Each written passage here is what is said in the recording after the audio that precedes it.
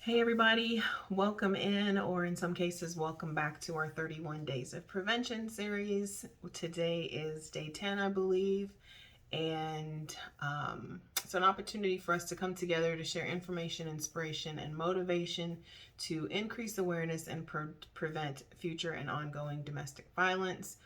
For those of you who don't know who I am, my name is Marci Batiste. I'm the founder and executive director of 9 Seconds.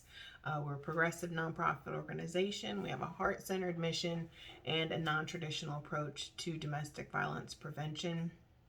Every 9 seconds in this country, a woman is either abused or assaulted, and it's simply not okay. Unfortunately, the answer is not a simple one.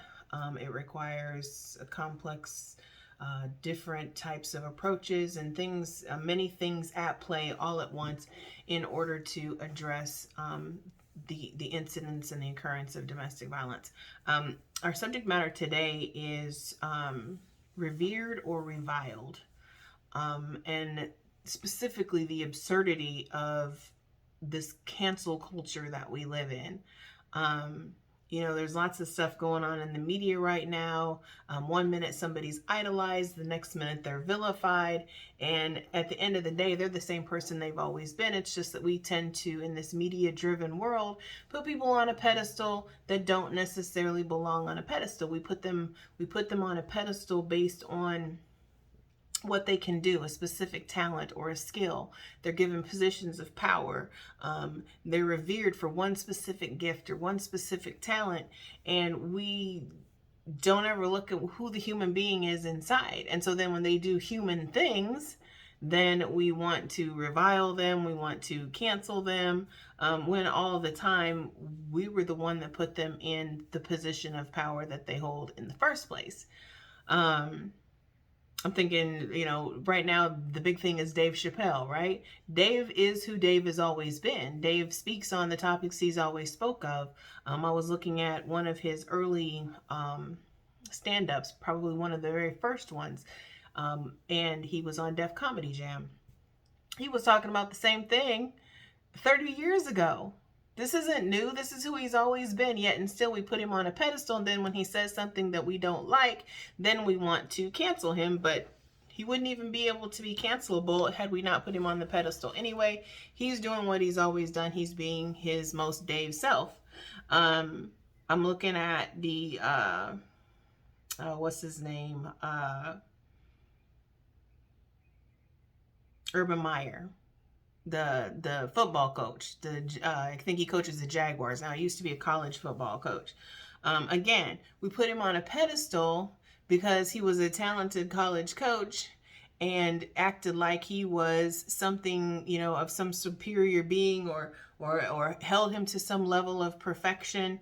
And then he just goes out to a bar and he does just normal shit. And now all of a sudden there's this firestorm that is, they want him fired, and they're dragging the young lady, which that's a concern for me.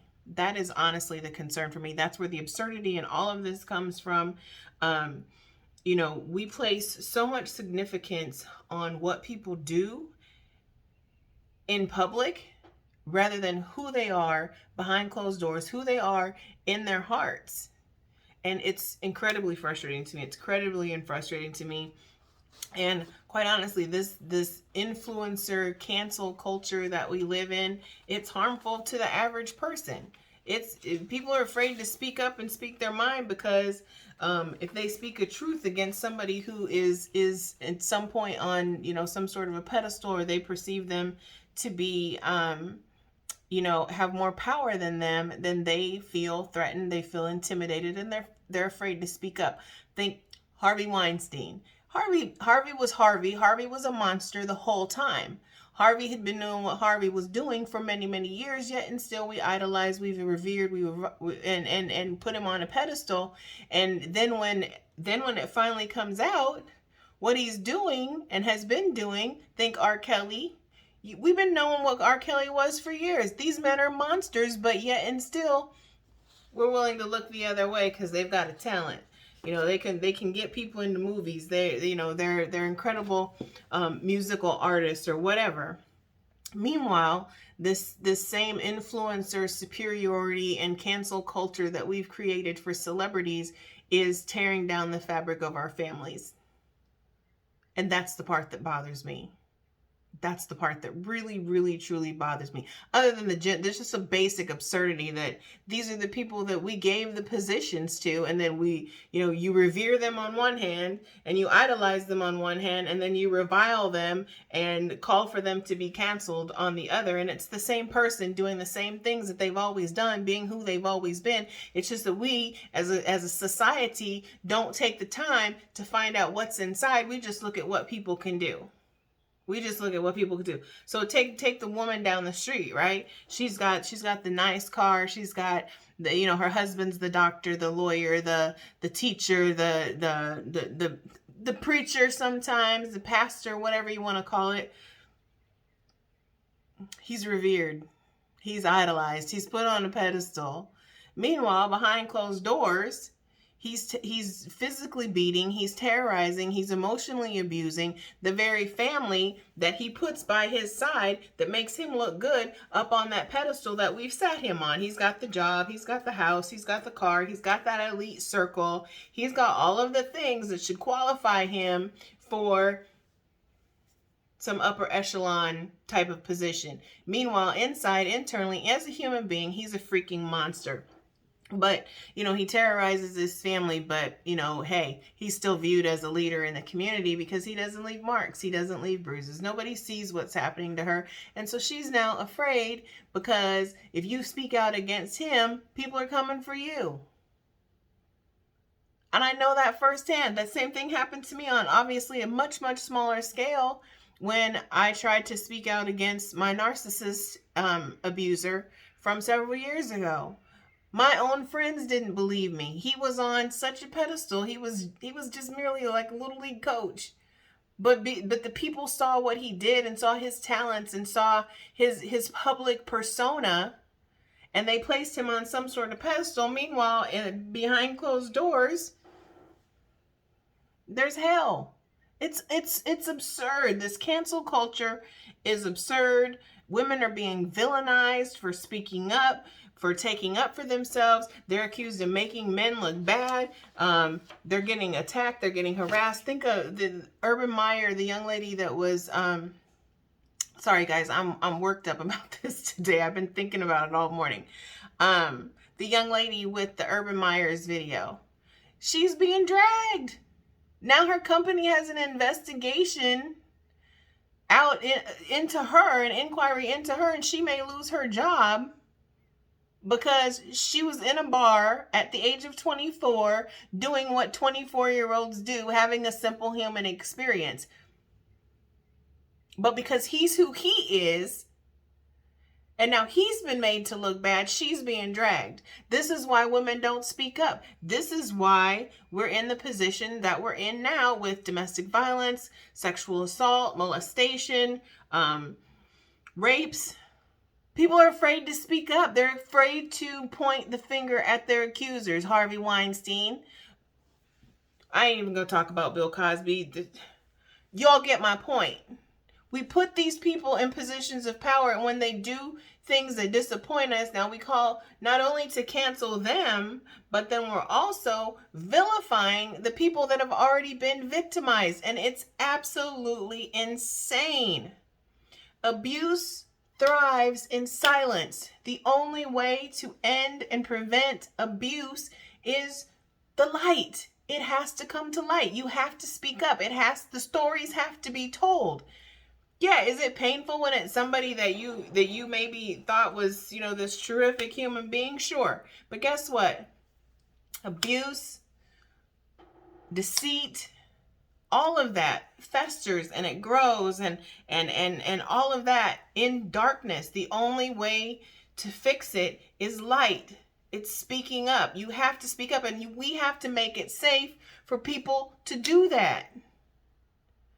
And this cancel culture and this influencer environment that we've created with, social media influencers, and then you've got athletes, and you've got performers, and you've got politicians, and you've got ministers, and you've got corporate executives, and you've got all of these classes of people that we put into these positions of power and influence, and they're humans.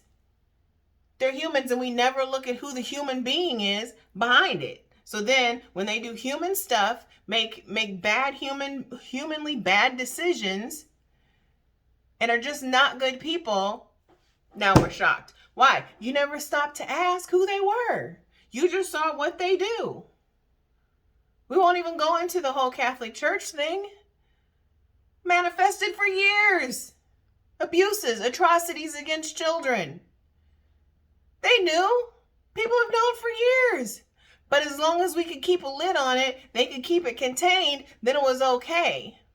But then as people started to speak out, all of a sudden, now we're questioning, oh, why'd you wait so long? We're attacking the victims and vilifying the victims instead of holding the abusers accountable. You know, even and as much as I can applaud on one hand, Pope Francis is at least trying to bring some light to it. He, on the very next sentence, he minimizes the experiences of what happened to those children. He goes from, instead of calling them crimes, rape, molestation, he calls them dramas. We want to make sure that no more of these dramas happen. They're not dramas, they're freaking crimes. Call a thing a thing. Call a thing a thing. Stop putting people on pedestals who don't belong there. Stop giving people power and influence when they don't deserve it. We've created our own situation, our own circumstance, and we're too damn afraid to be honest about it so that we can clean it up. Okay, end of rant. That's it for me for today, guys. We just got to do better about choosing who we give power and influence to. That's what this amounts to. And then we have to take that and stop trying to do this cancel culture and allow victims to speak up without feeling like they're going to be villainized and re-victimized all over again. That's it. All right. See y'all back here tomorrow, hopefully for a less impassioned message, but an equally important message. On our 31 days of prevention, I only ask one thing, and that is if you hear something, share something, and by God, I hope on everything that you heard something in this message that either moved you, stirred you, or caused you to think, and propels you or compels you to share the video out. In the meantime and in between time, y'all have an amazing day. Stay well, stay safe, and stay blessed.